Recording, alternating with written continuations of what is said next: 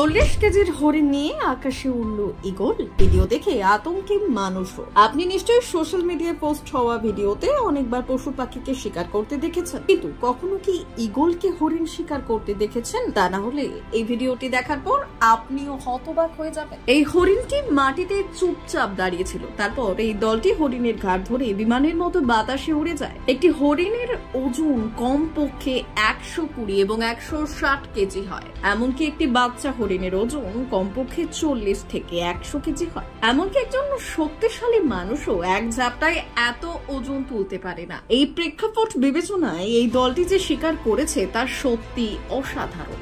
আপনি ভিডিওতে দেখতে পাচ্ছেন দলটি কেবল হরিণটিকে তার থাবায় ধরে ফেলে এবং কমপক্ষে 100 ফুট বাতাসে লাফ দেয়। এই পাখি আর কেউ নয়, ঈগল নিজেই। এই ঈগলটি কেবল বাতাসে লাফ দেয়নি, তবে হরিণটিকে কয়েক কিলোমিটার ধরে নিয়ে গিয়েছে। এর থেকেই আমরা ঈগলের শক্তি অনুমান করতে পারি।